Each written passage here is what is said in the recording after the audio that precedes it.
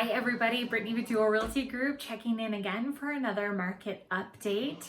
Some kind of exciting news for me and my clients. I have my first home under contract in Jefferson County. For those of you who don't know where Jefferson County is, it's over on the peninsula across the Hood Canal Bridge. Another fun fact, the Hood Canal Bridge is actually a drawbridge. I found that out as I was missing my ferry and got to drive around.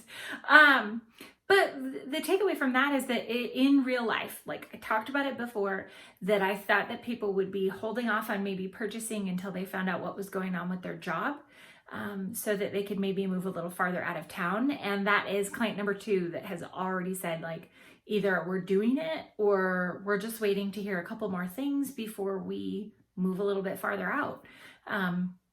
We'll see what that means. Does that mean prices in farther out areas are gonna go up, or does that mean that, you know, nothing's gonna change?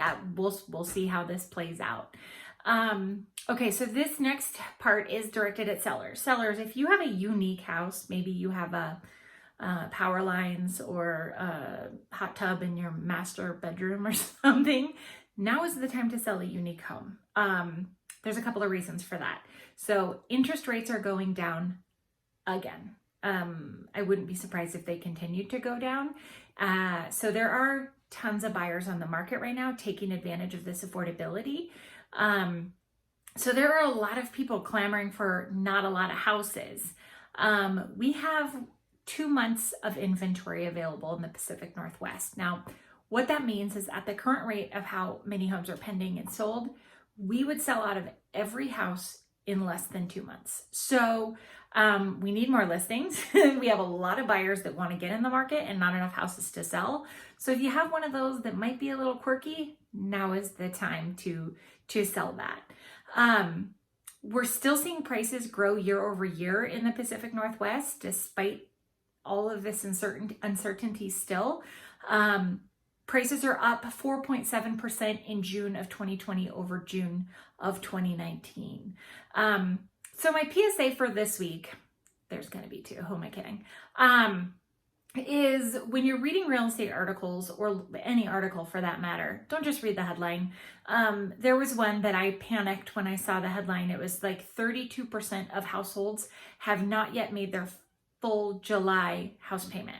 Well, for one thing, it was the 8th. I know we don't even have ours come out until a few days into the month.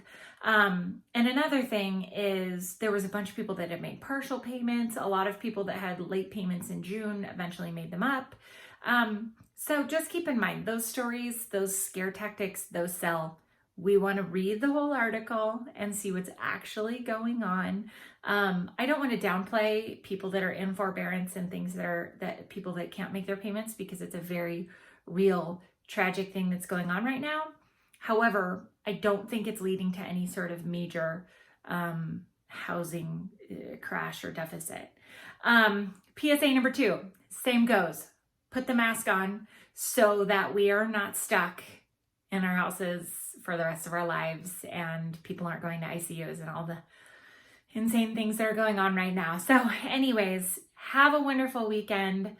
Thanks for joining me again. We'll talk soon. Bye-bye.